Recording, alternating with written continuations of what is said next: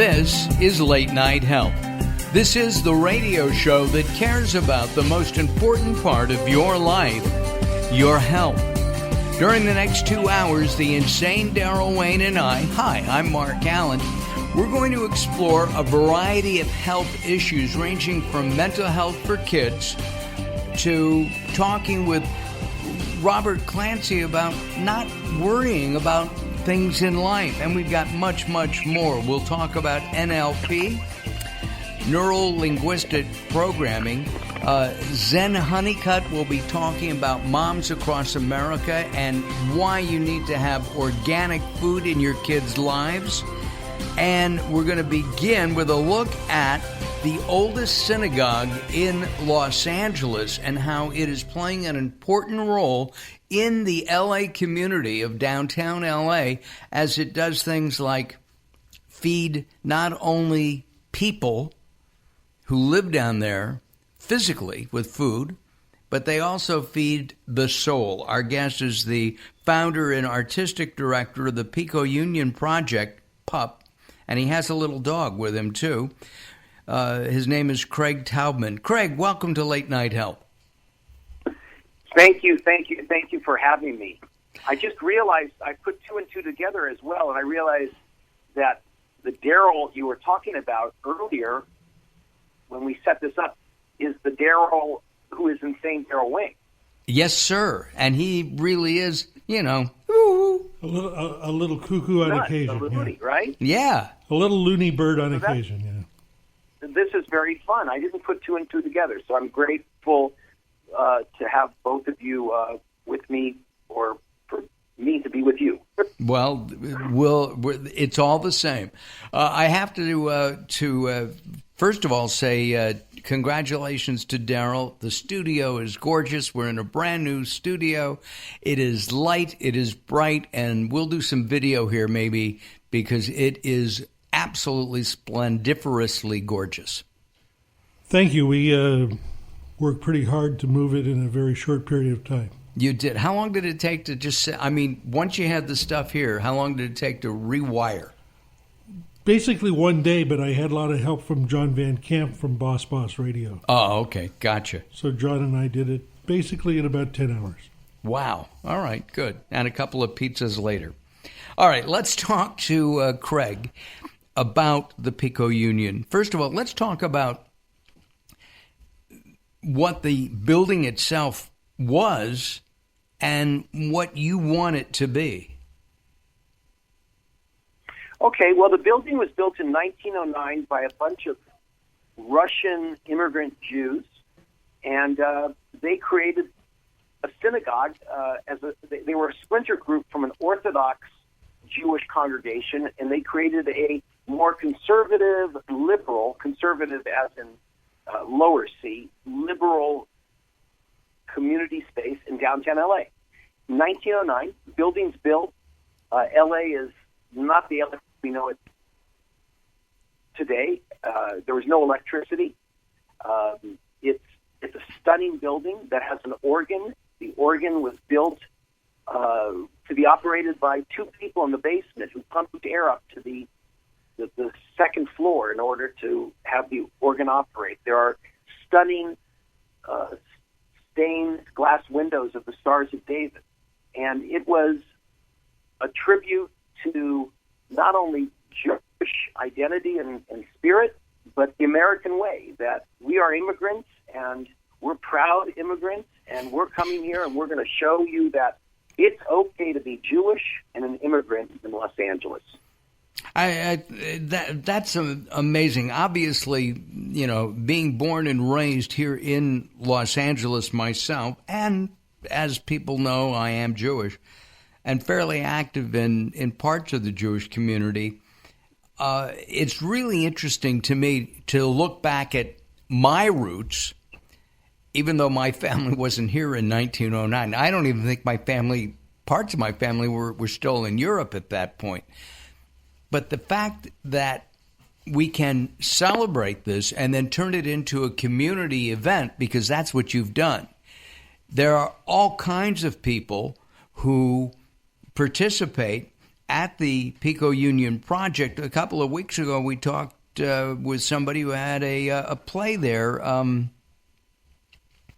Ruth Sharon, I believe. Yes, and the play was a musical about everything. It was inclusive of all kinds of backgrounds and ethnicities.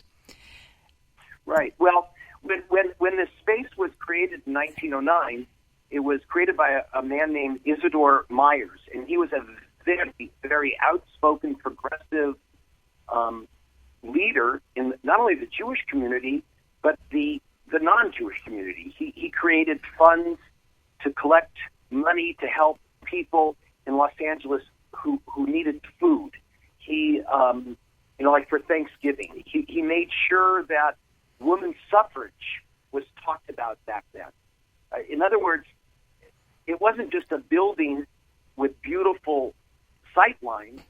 It was a beautiful building with beautiful insight because of an amazing leader. And that building, by the way, and that congregation went on to become Sinai Temple in Westwood, which is the second largest Jewish congregation in all of the world, with thousands of families. Absolutely. Isn't that Sinai Temple? It's on Wilshire Boulevard in West Los Angeles.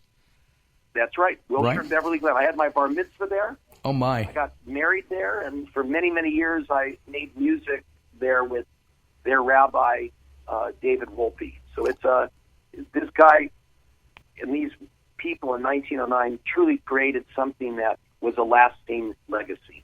Would you say that in today's world of anti-Semitism, anti-Muslim, anti-Christian, anti-this, anti-that, anti, that in particular the Jewish community coming to America embraced America and participated?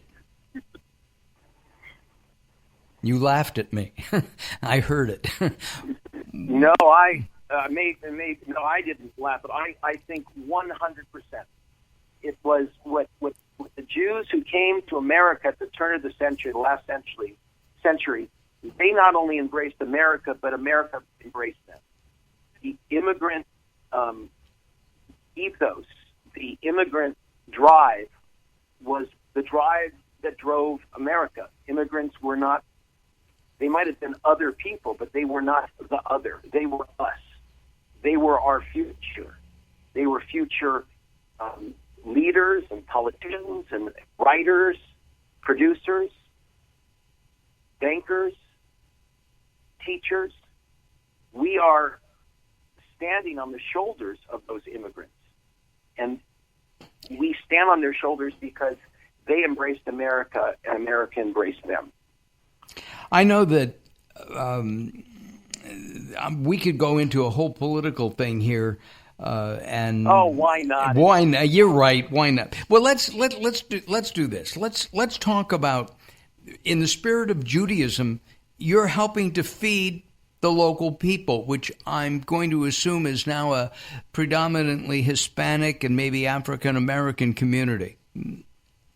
Yeah, our community is about 85% Latino, mostly from Central America, and they're not homeless, although we do have homeless who live in, or people experiencing homelessness. I think that's the new current term, but we serve about 250 people every other week, fresh produce for free fresh produce, and they come to our community on Thursday. This coming Thursday, for example, there will be about 250 people there. And we do it because the Jewish teaching is love your neighbors you wish to be loved.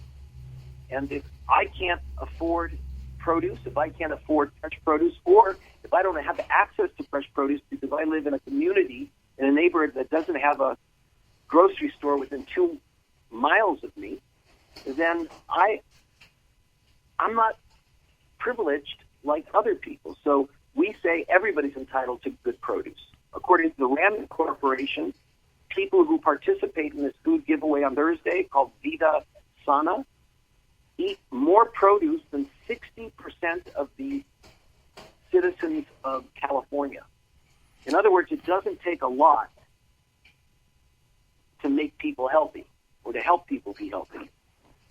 And again, it's going back to, it's a Jewish precept of helping to take care of your neighbors. Our guest is Craig Taubman. He's the founder and artistic director of the Pico-Union Project. There's a big event happening on Saturday, June 22nd at 8 o'clock at the Pico-Union Project. We're going to be talking about that coming up in a few minutes, but put that on your calendar. I'm going to give you a place right now where you can go and look at the event and see what's happening. Craig, what is that website?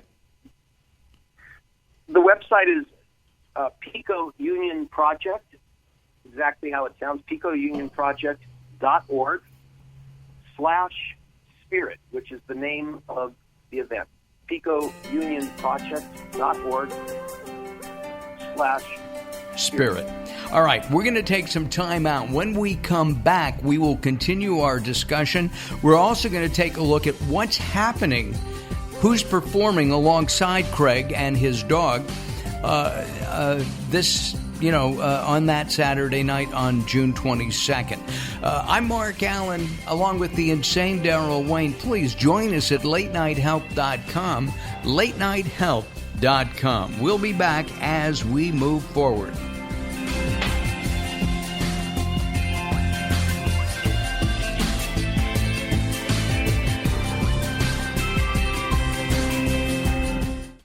Welcome to Guide to the Soul. This is Robert Clancy.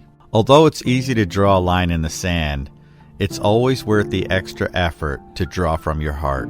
Hatred and anger are so easy to fall upon, especially when you become frustrated with someone. Love and forgiveness may take some work, but just look at the benefits. In the heat of the moment, you can easily say something regrettable, but you can also take a deep breath and think, is this worth the anguish? You can stand up and shout and protest against something you disagree with, but quite often, it's the quiet heart that speaks louder than any anger ever could. Tempered steel is strongest when it's been cooled. When you let anger pass you by, you will always return to a place of love.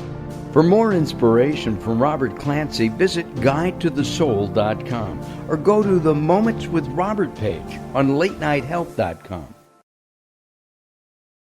There's a lot of talk all over the internet about the remarkable benefits of Carbon-60, and baby boomers are especially excited about it. Greska's Carbon-60 is the premium Carbon-60, developed by an aerospace and NASA scientist. 95% of Greska's customers report positive results from this Nobel Prize-winning technology in just 4 days. Imagine more energy, better health, and more vitality. It's very bioavailable to quickly mend toxin-crippled cells. This is a super powerful antioxidant. Bob Greska is so confident that you'll love his Carbon-60, he wants to send you a bottle at 50% off the regular price to see how life-changing this will be for you. Call 720-600-6040. That's 720-600-6040. Visit c-60.com to learn more. Call 720-600-6040 now or visit c-60.com.